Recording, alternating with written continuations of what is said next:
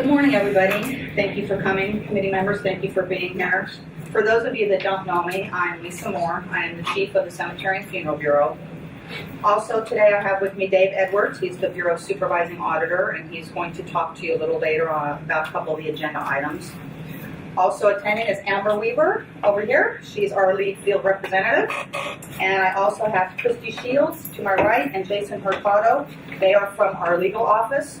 We are in the process of transitioning from Christy to Jason as our assigned legal counsel, so we're lucky enough to have both of them here today. And finally, let's have the committee members please introduce yourselves. We'll just go around the table. Start with you, Gerard. Gerard Reiner.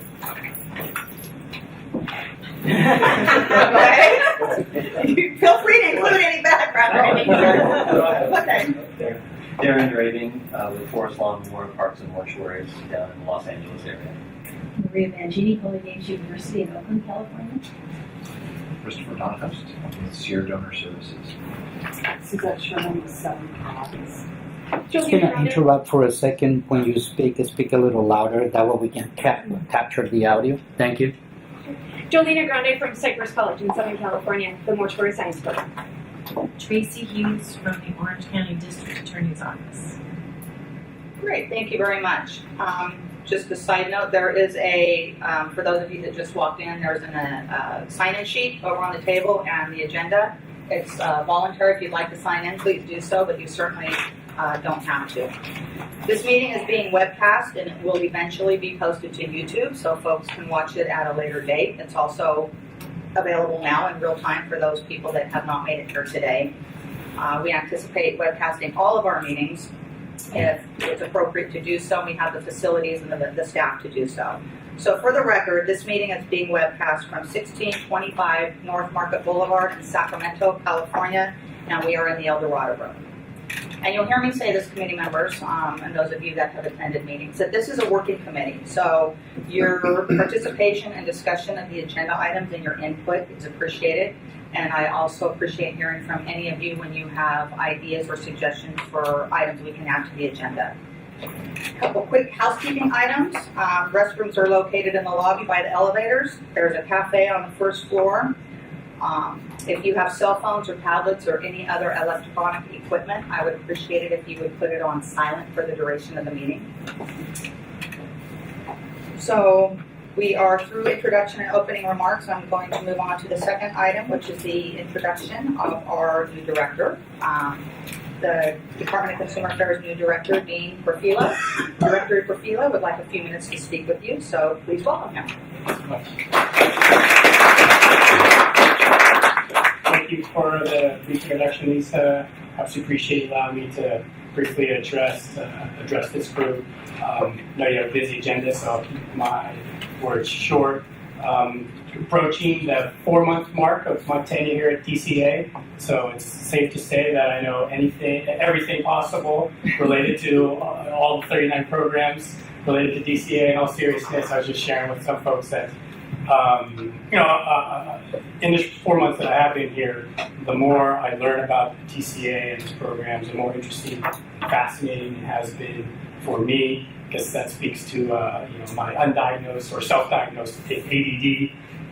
There's so many different issues that DCA touches upon. Obviously, this bureau is one of them. Appreciate all your folks' interest, sincere and genuine sense of responsibility to this industry. Coincidentally, I was at Holy Cross Cemetery this past weekend in San Francisco. My last grandparent passed this past July. Been great with working with Valenti, Maria Parata in San Francisco, not only with my family, but a lot of family's friends. Long way for me to say that, again, appreciate your dedication to this industry, your insight, your expertise. Oftentimes, as you know, you're handling some very difficult times for families, and the work that you do does not go unnoticed. Quite frankly, again, very difficult times for family. The work that you put in does make it a very difficult situation. Often much as comfortable as it can be. That being said, I know there's a lot of complexities, what's happening in your industry. I'd love to be party to trying to problem solve in my past experiences as a legislative staff and a government relations advocate for California Medical Association. I've always tried to approach vexing issues in a way that tries to bring in as many different stakeholders, insights, key expertise involved, and going about a deliberative, robust discussion and trying to problem solve. In my view, by taking that approach, you're going to have so much more confidence in hopefully the ultimate decision being made because you've embarked upon again that very deliberative and robust process. I'm all ears in terms of trying to learn more about the issues that are vexing to this bureau. I know that you have a great leader in Ms. Moore in terms of being in charge of it, and I'm going to do anything possible towards assisting your efforts. Again, I know that you have a long agenda in front of you. Be more than happy to answer any questions, and I'd be remiss before I entertain any questions to sincerely say thank you for the advisory committee members' time and effort put into your tenure being on the committee. If I understand correctly, this is the last committee for you folks, and embark upon bringing the next group of folks. And I suspect that while you won't no longer be in official capacity in terms of an advisory committee member, you'll be willing to assist whomever else is going to fill this role in the desire to ensure that all things are taken care of for your organization. So again, happy to be here. Appreciate saving some time for me to quickly say some words. I'm more than happy to answer any questions. Thank you so much. Thank you, Director. Okay, if there's no questions on that item, we'll move on to item number 3, which is to talk just for a few minutes on what the Bureau is currently working on. I'm going to start with staffing. And at our last meeting, I told you that we had one vacant auditor position, and we filled that in April with Mona Matthews. She's still in training and still learning, but so far she's done an outstanding job. If you have an opportunity to talk with her about any audit issues or audit reports, you'll find that she's knowledgeable and very friendly and very approachable. So I am happy to say that our audit unit now, and I'm sure Dave is pleased, is fully staffed. So it's onward and upward with those activities. Also, another new face at the Bureau that you may see or happen to talk to is Adrian Carranza. He's in our enforcement unit, and he works with complaints and inspection reports. So in the event that a consumer files a complaint or you happen to get a complaint filed against you, he is one of 2 people that work our less complex investigations that don't require a field visit. So you may end up at some point, or perhaps you could talk to him. He's done a great job with his role, and he's a very good learner. So again, we're happy to have him aboard. And then Amber Weaver, who I introduced earlier, is our lead field representative. She's been with the Bureau since October 2013 as a field representative, and in April she was promoted to the lead field representative. So in her role, she oversees kind of the day-to-day activities and provides a resource and the first point of contact for our 8 field staff. So I am very happy to have her in this role. She's doing a great job. So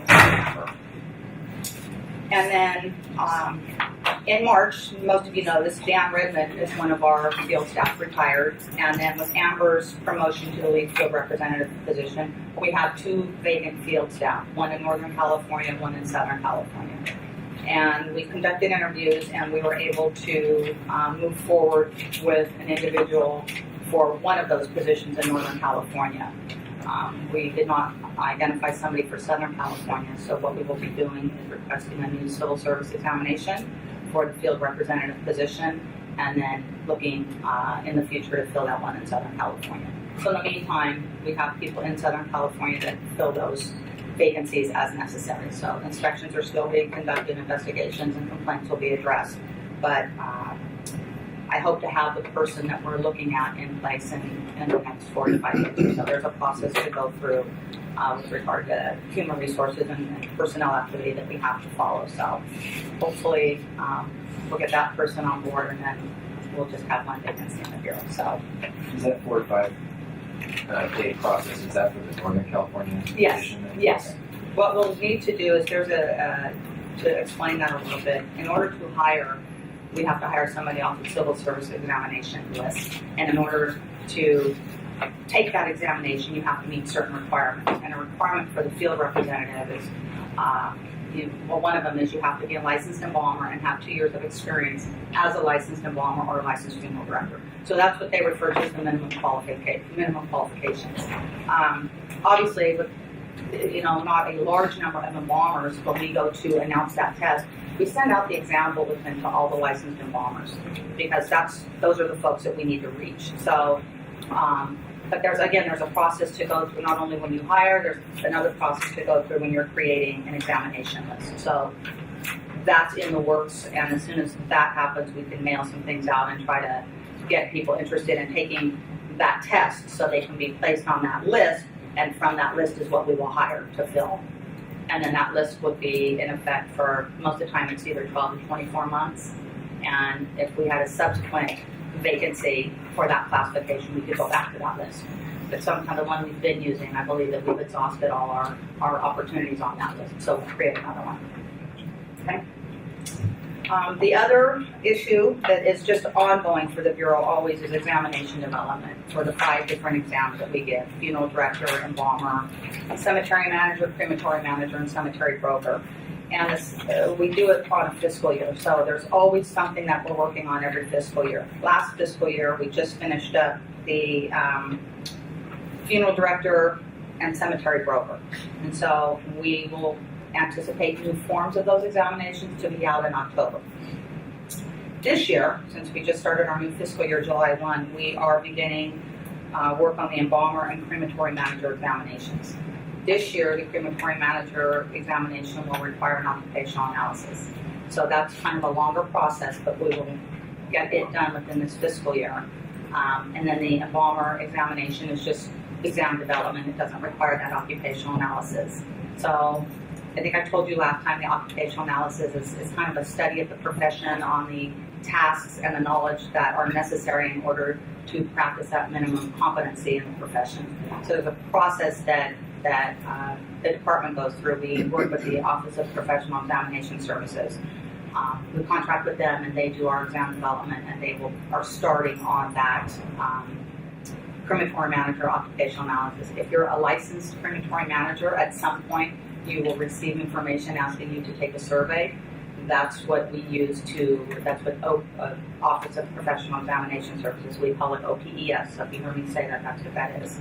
And that is what they will use to begin to construct an examination plan for the crematory manager. So both of those things are going on this fiscal year. As you know, we need subject matter experts to attend those workshops and be part of that so that we can have an examination.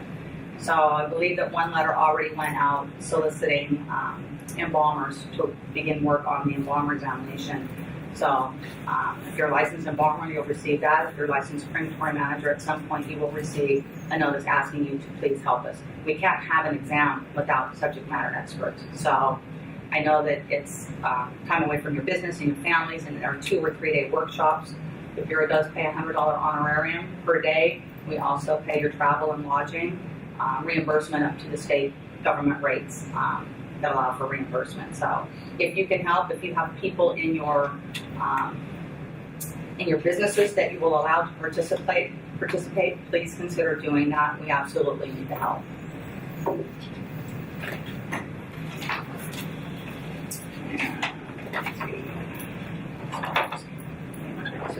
So the last one I just kind of wanted to briefly touch on is the BCA annual report. So every year the Department of Consumer Affairs is statutorily required to prepare an annual report of program and statistical information on all of its regulatory boards and bureaus and entities. So the Bureau will be providing information to the Department about major accomplishments this last fiscal year, as well as information about milestones in the enforcement process, actions taken on complaints, licensing data, examination data, and budget information. And the report will be completed later this year. You can take a look at it. It's posted to the department's website. And it's not just for the Bureau, it's for all of DCA's boards and bureaus and entities.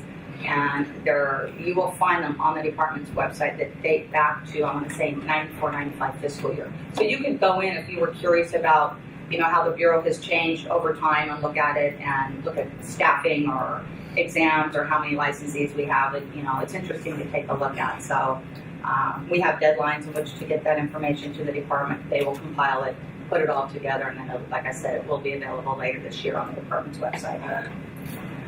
Any questions about any of that?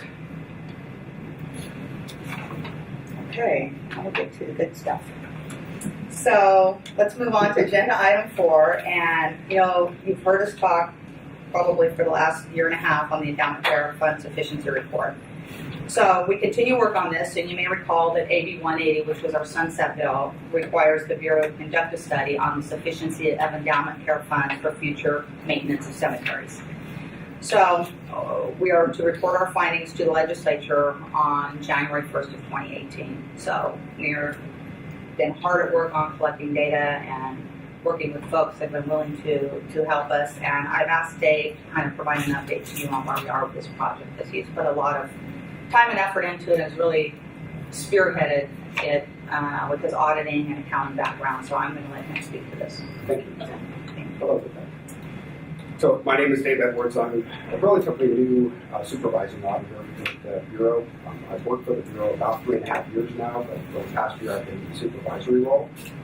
And part of the work that I've been doing is working on addressing the endowment care fund sufficiency study that's required by AB 180. So one way to approach kind of a brief overview of this is to provide kind of a timeline of what we've been working on. So AB 180 was chaptered in October of 2015. Right before that, about September or so, because we knew that this was coming, we sent out a letter to all the cemeteries and invited them to come and meet about prospective potential methods of how to go about doing this study. Last time, we did this in 2008, we did a kind of survey of endowment care fund sufficiency. And this was a little different because it didn't say survey, it said study.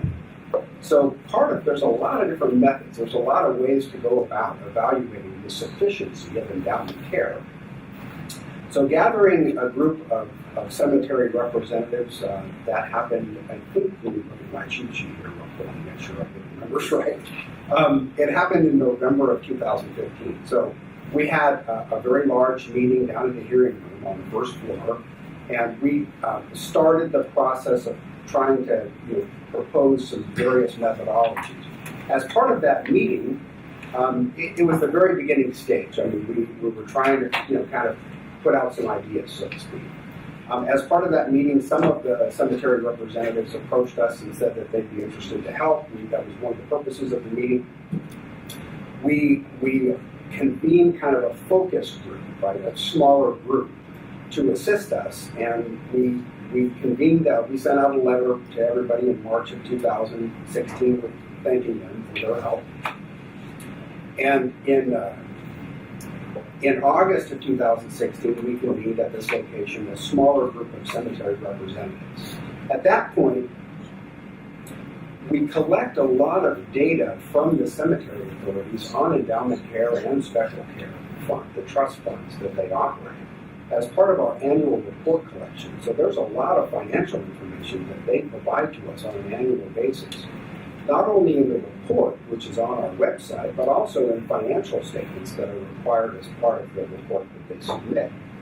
So we have a lot of information, obviously, about endowment care. We audit those, or we desk review those reports every year, and we contact cemeteries if something that doesn't appear to be in compliance with the endowment care fund requirements. So one of the things that came out of our meeting is to, as much as possible, try to use the data that we already collect. However, we don't have information as part of that annual report on cemetery size and how much has been sold and other kind of key characteristics, physical characteristics of the cemeteries. And in some circumstances, the data that we were collecting on cemetery maintenance costs didn't appear to be, the information that we were being provided didn't appear to really make sense. In some cases, we saw like $12,000 for the annual cost of maintaining an 80-acre cemetery. And those numbers didn't really make sense. So we wanted to make sure, not that we were questioning, we wanted to make sure we had the numbers right, because maintenance costs are the key characteristic of whether or not an endowment care fund is sufficient. Essentially, endowment care, the income from endowment care under the law can be used to maintain cemeteries.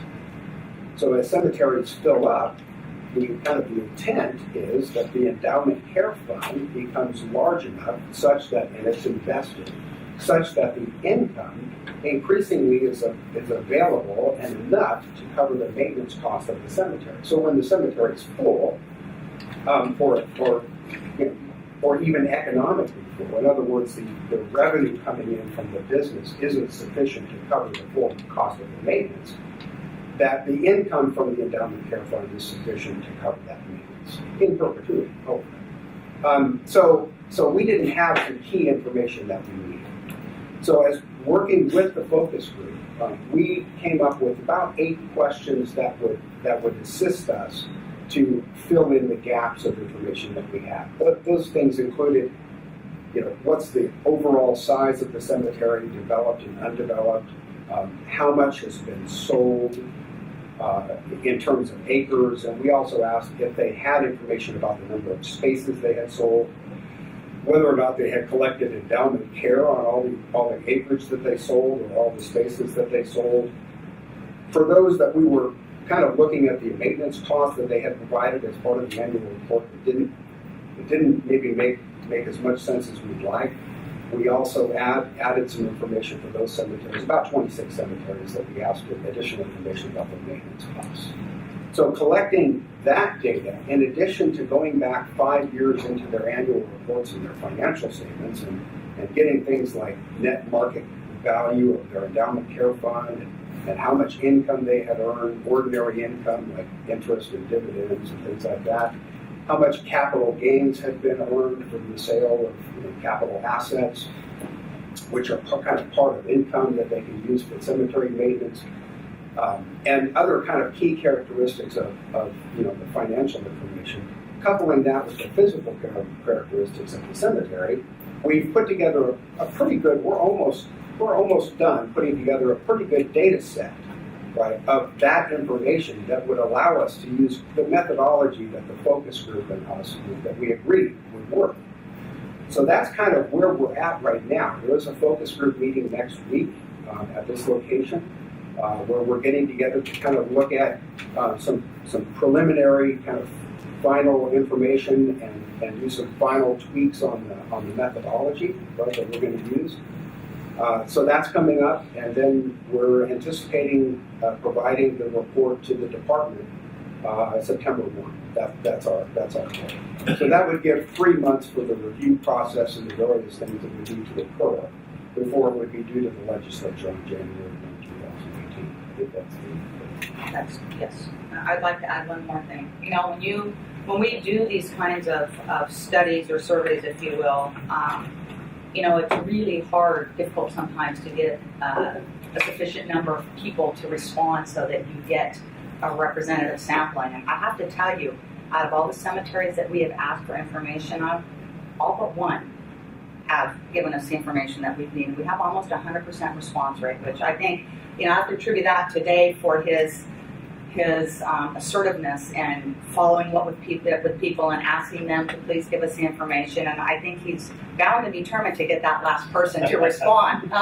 He tells me every day, I'm going to get this last one to respond. So I'm extremely proud of the Bureau in that respect to get that kind of response for this kind of comprehensive study and be able to take that information and kind of see where we are globally in California for what endowment care looks like. So good job on that, and everybody who's been willing to help us and answer our questions and provide their information. I think if you can get excited about an endowment care sufficiency fund report. I guess I would say that I am excited about that report because of the information that we've been able to capture, and I think probably for the first time to really see, like I said, globally where we are and know where we need to go from here. So we'll have our next meeting, and then we will start putting our draft report together for submission to the department's executive office and for the reviews that need to undergo and be ready to submit a very comprehensive good report on January 1. So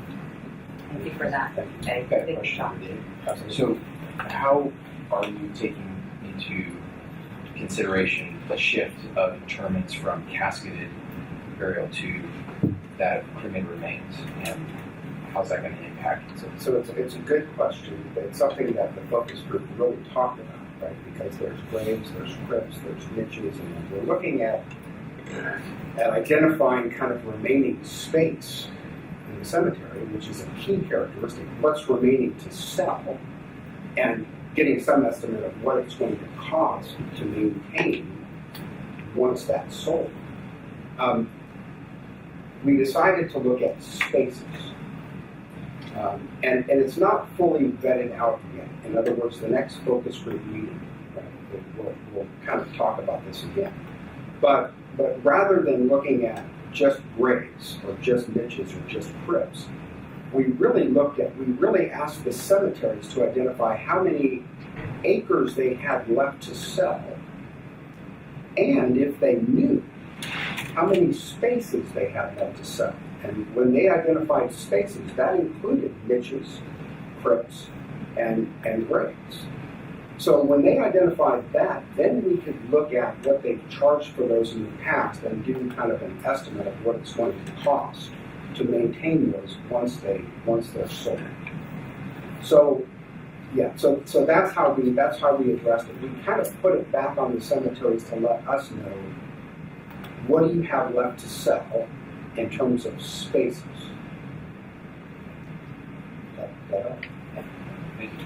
Darren, you've been provided a great deal of assistance to the Bureau on this subject. Do you have anything you want to add or comment on?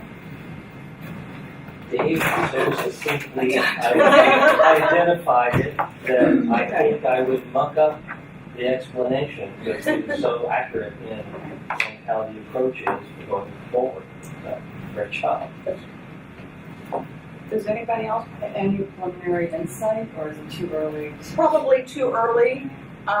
Keep in mind that the report that we'll prepare is our draft report, and it is subject to many levels of review. So right now, we're just looking at, we'll be talking about the elements of what our report would look like, what we need to include. It needs to be broad enough that we're capturing all the information, but it also needs to be simple enough that somebody looking at it, perhaps there's somebody at the legislature who really doesn't know what an endowment care fund is, and they have to be able to understand what we're talking about and what it means. So there's a balance there. So we don't know yet what it's going to look like. We're just, like Dave said, what the audit unit has been doing is just, I hate to say a data dump, but they've got all this data and they're just creating spreadsheets and getting it all in one place so then we can look at the data and see what it represents and the best way to present it. I was at a meeting in 2015. I'm really impressed that you got that response, because seeing the response of the cemetery owners is definitely, there was a bit of a chaos and really hard to what's going on right now. So that's great. I commend you. I appreciate that. I think when we were first tasked with it, it was kind of like scratching our head on where do we begin, and kind of from where we started. Yes, that meeting was a little bit chaos, but from where we started to where we are now, I think we've made great strides. So we're just very pleased with it. It's been a lot of work and very time consuming, especially for Dave, but we're pleased with where we are so far. So, anything else on that item? Okay. So Cheryl Jenkins is our legislative analyst. She is out of the office right now, so I'm going to talk about legislation. The first one on the list is AB Assembly Bill 926, and it has to do with cemeteries and endowment care funds, and I'm going to let Dave talk about that as well, and then I'll continue on with the rest. So, So AB 926 could, I mean, it's in the process, but it could change the methodology by which endowment care funds can be used for maintenance. So currently, under the current law, it's kind of a net income distribution method, meaning dividends and ordinary income and rental income and things like that that are earned on the assets owned and invested by the endowment care fund. That can be used to pay not only the administrative costs, such as the accounting costs that are necessary for the audit and taxes and things like that, but the net remaining amount can be used to maintain the cemetery. That's under the current law. So what AB 926 would do, so we can call that, I'll take a step back, we can call that realized income, right? Just like a bank account where you're earning interest and you can spend it. AB 926 would change the law to allow, with the Bureau's approval, there would be an application process that would start as currently proposed. It would start January 1, 2020, that cemeteries could apply to the Bureau to move to what's called a unit trust or total value distribution method. So they could choose between two methods. They could choose between the current method, kind of what's called the net income distribution method, or with the Bureau's approval, they could choose the unit trust method. And the unit trust method, it allows them to consider assets they're holding that are worth more than what they paid for them, that have in unrealized gains, right, on those investments. And to take, alternative to the other method, to take up to 5% of the net market value of the endowment care fund as to expend for cemetery maintenance and the other kind of administrative costs. So it essentially allows the distribution of unrealized gains, things that cemeteries are holding on to because they're worth more than they paid for them in terms of the investment, but allowing them to expend essentially part of those unrealized gains. So that's essentially what the bill would do at the highest level. What's the peril? There has to be a peril to it. That the market value would decrease over time, and when you do try to realize any of those gains, that they vanish. That's possible. I mean, there are some kind of controls or mitigating factors built into the bill having to do with principle. So when we think of endowment care, we can think of it in various kind of accounts, essentially. One account is the amount that the cemetery has collected from consumers when they purchased their interment space. So that's in the law's terms, they call that the corpus, right? That's kind of the core of the endowment care. In addition to that, over time, the current law and the way the law is written, the AB 926 is still written. 1/2 of the realized gains that are earned every year have to be put into a principal account. So they kind of have to add that to the corpus, and they call that principal. And then there's the income, and there's other reserve accounts that are authorized by law as well. So under this method, yes, it could be the case that you're expending, when you expend the realized gains, they disappear the next year, right? Or over time they disappear, and you could be in a net loss position.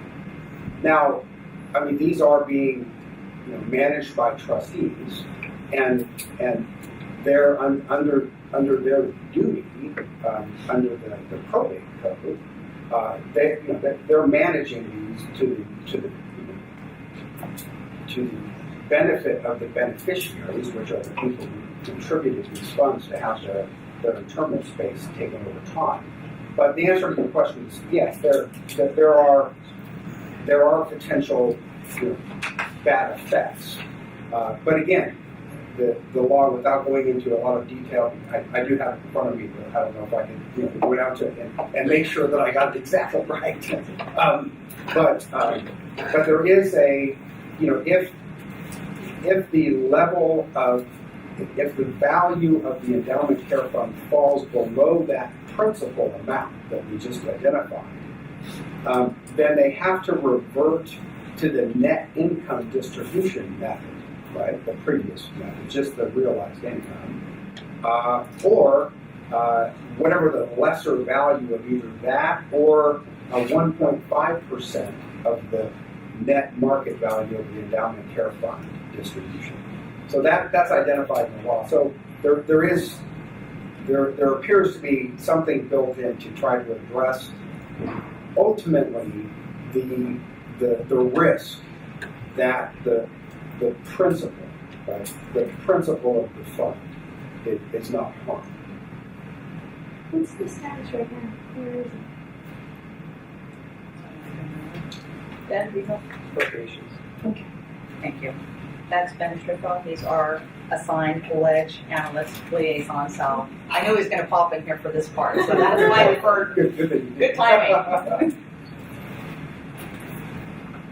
Are there any other questions about that or anything maybe the committee members want to add? Okay. All right, then we'll move on to the next one, which is Assembly Bill 967 that's currently pending, and that is the bill that would make alkaline hydrolysis legal disposition in the state of California. And that would license the hydrolysis facility, and it would allow the facility to be managed by a crematory manager with a certification that they've been trained on the use of that equipment. So that is that's still pending. We'll see where we end up. We're also following Assembly Bill 1381, and this would allow an apprentice embalmer to be supervised by a trade embalmer rather than an embalmer that's employed full-time by the funeral establishment. We'll see where that one ends up. And it also, I think the law currently says the funeral director has to apply, but it's actually the funeral establishment. And I think that's left over from days long ago where the funeral establishments were referred to as funeral directors. So that's also changed in there as well. And then we're following Senate Bill 800, and that would authorize licensed crematories within close geographic proximity to actually share crematory managers. And what that does is give the Bureau explicit authority to allow that to happen. So there's another one that's not on the agenda because it came to me after the agenda was posted and created, and that is Senate Bill 547. And what that does, it changes the language in the law that right now, if you're not a licensed funeral director, but you are a funeral arranger that's meeting with families, you have to have specific training provided by the funeral establishment or doesn't say one of the associations, but you have to have demonstrated knowledge of laws and regulations prior to meeting with families. Funeral establishments keep that on file. We look at that when we do an inspection. What this does is changes the law to say those funeral arrangers have to have that training every 3 years. So this is fairly recent. It's just something that we're monitoring now to see where it ends up. Any questions about any of the legislation? Yes. Just the AB 967 is the certification is the alkaline hydrolysis process part of the task analysis that's going on for the crematory manager now? Not right now. Not right now, because there's no, I don't have legal authority to make it part of it because it's not law yet. I don't know what's going to happen. I will say on alkaline hydrolysis, this is the 5th piece of legislation since 2010 to try to bring it about. So we would be premature to include that in that occupational analysis. Can I just clarify? It would be a new license category. Yes. So when you have no authority to do that license, you can't do an occupational analysis of that. It has to come after the law is enacted. Oh, So the law gets enacted, then you do the occupational analysis. That's why it's going to take a while if it does get enacted for that license to actually go into effect. So it's assumed that if there's no license category, that no one can legally be doing this, so there's no way to analyze the activity of it. Right. Just seems a little wasteful otherwise, but of course, if you're not doing it, you're not doing it. Right. Anything else? Would there be a movement in the future to have certification on individual cremation chambers as well? I mean, if we're going to require documented or certified training on alkaline hydrolysis, Well, crematory operators, you have your crematory managers who are licensed by us, then you have crematory operators who have to have training before they can operate that machine. So I think this bill is looking at, follows kind of that same premise that if it's a licensed crematory manager, there's a certification that they can get as a crematory manager to operate that hydrolysis equipment. And I think there's also a piece in the bill, Ben, correct me if I'm wrong, that California Department of Public Health has to approve the machines. I believe that was in the committee analysis. The amended language hasn't come out yet Okay. because there was a committee last week, so Okay. we're still waiting to see what that So- finalized language looks like. There's been a lot of changes in it, as you know, from the time it was introduced to where we are now. So it's just something we'll continue to follow and provide feedback as we're asked. Did that answer your question, John? Okay. I was just wondering if we were going to move the way forward and then where you have to be certified on every individual machine that you're operating. It's hard to know, right? Yeah. Okay, so that takes us. I'm sorry. The bill 547, I'm just curious, so right now there's no training for arrangers. No, there is, Oh. but it's a one-time. The law says that it results in a demonstrated knowledge of all applicable federal and state laws, rules, and regulations, including those provisions dealing with vital statistics, the coroner, anatomical gifts, and other laws, rules, and regulations pertaining to the duties of a funeral director. So this is a funeral arranger, not a licensed funeral director. Right. That's what they have to do now. What this bill would do is say you have to take that training every 3 years instead of just once and be done. That every 3 years you go back and do it. So. Anything else? All right.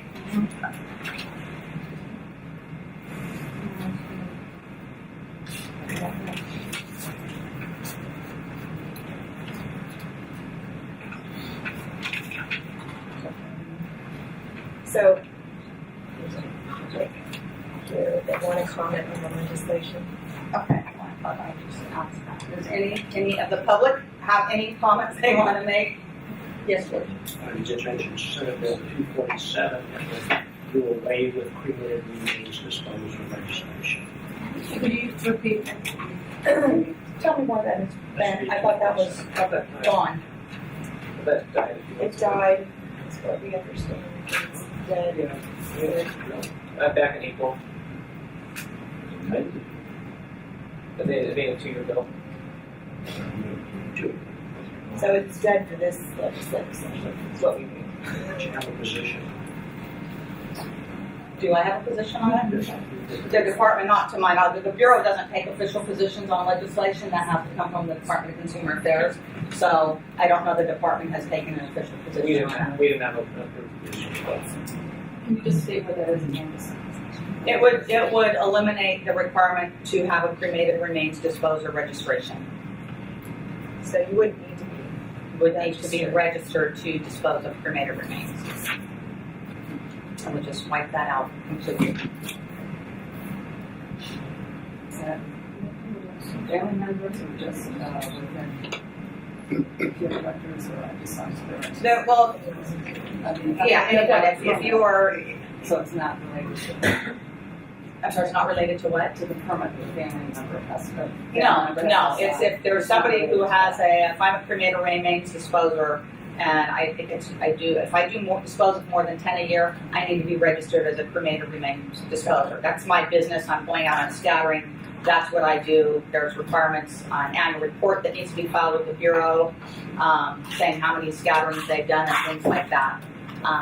If a family just has their cremator remains and they're going to scatter, that's completely different. This bill would eliminate that requirement for cremator remains disposers, but I didn't have it on the agenda because it's dead discussion. So, anything else?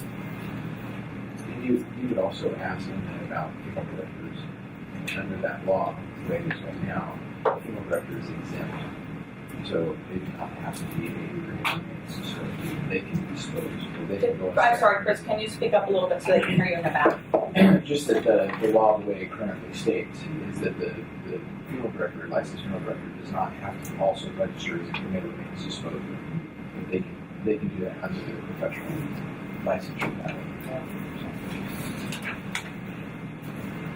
Anything else from anybody? Oh, I just wanted to say that my unit of the Bcam Consumers Alliance of the Bay Area is the board voted in favor of that alkaline hydrolysis. Now, this was early in the game on alkaline hydrolysis this year, so there's been changes, but I think we still would be in favor of that as an option for people to take. Okay. That, in case anybody was questioning. Good to know. Thank you, Margaret. Anything else? Okay, we'll move on to future advisory committee recruitment. But before I do that, I want to take a moment and thank all of my current committee members for your service. You volunteer your time and your travel and the cost that it allows you to be here. Your service on this committee has allowed us to have transparent meetings and obtain input from you as licensees and consumers on funeral and cemetery related issues. You've contributed to the Bureau's mission and goals by being here, and this helps with our consumer protection efforts. So I want to say thank you all for that. It's very much appreciated. I know that I could call any of you up for anything if I had a question, and that I would be very well received, and you would assist the Bureau any way that we needed your assistance with. So thank you for that. You'll in your pamphlets on the left side, there's a letter from me acknowledging your service on this committee. I also have a certificate for all of you.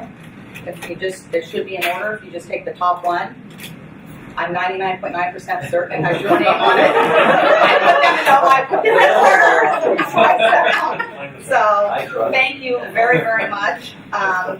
Your service on this committee officially ends on August 31st of this year, so we will be recruiting after that. And those efforts include sending letters out to licensee and industry groups. Consumer and industry groups. Those consumer groups also include law enforcement agencies with a consumer protection unit. We will post it on our website. When we send it out to folks on our email list, I always say if you're not on there, you should get on there. We don't inundate you with junk mail, but we send out relevant information. And we also ask the department to post something on their Facebook page and on their Twitter account that sends people back to our website so that we can try to reach as many people as possible. We don't always get a lot of applications for this. Some of you have served 2 consecutive terms, so you're not eligible to serve again.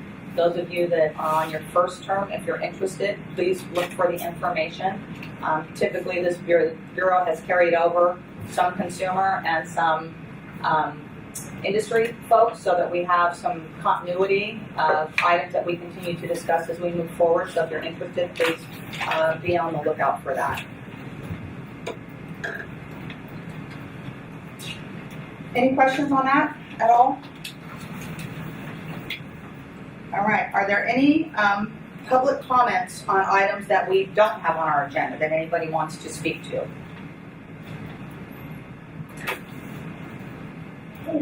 always me. That's okay. Speak up.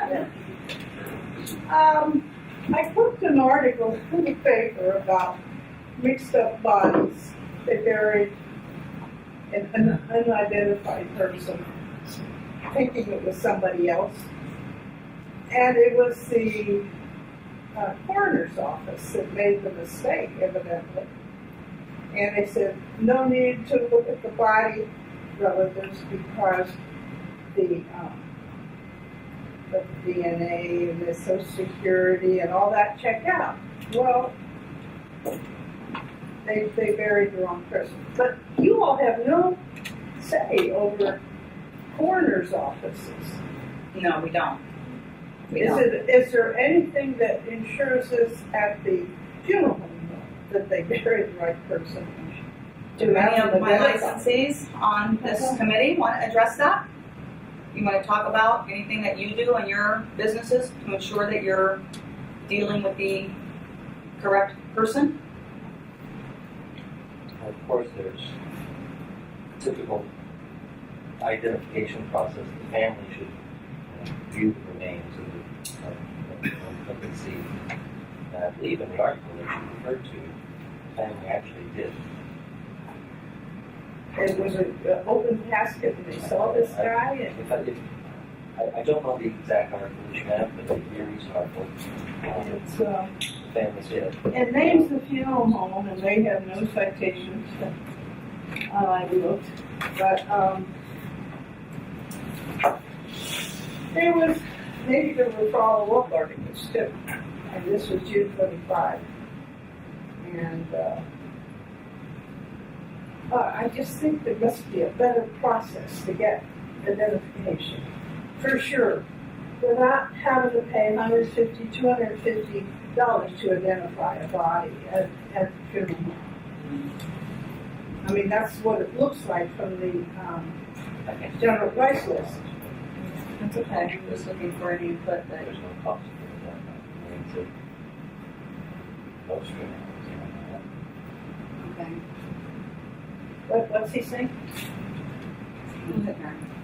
I'm not familiar with funeral homes that charge to identify the remains.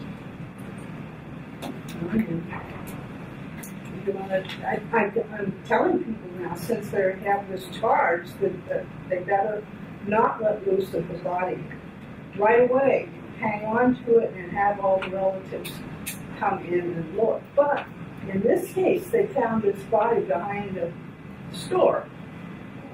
And the family didn't have the time, weren't given the chance to identify it at that stage or at the coroner's. I'm just worried about that, and I wish something would be built into the law that requires a identification, physical identification, if possible. Maybe with some deaths it might not be possible. All right, thank you, Marjorie, for your comments. Anybody else have anything they'd like to talk about on items that are not on the agenda? I do. Yes. I was asked, this is a question I was asked to bring by someone in my local community. There is a Tibetan retreat center in the county in which I live, which is affiliated with another Tibetan retreat center in Colorado, where it is permitted for them to do ceremonial open-air cremation. And they are interested to know what exactly they would have to do or what laws they would have to comply with in order to get permission for that to happen as a part of their religious observance. That would require a change in the statute to allow that an open air cremation. But I told them, Yeah, they have to have, just like we've gone through this legislation here, that's where the process would need to start to change the law to allow that.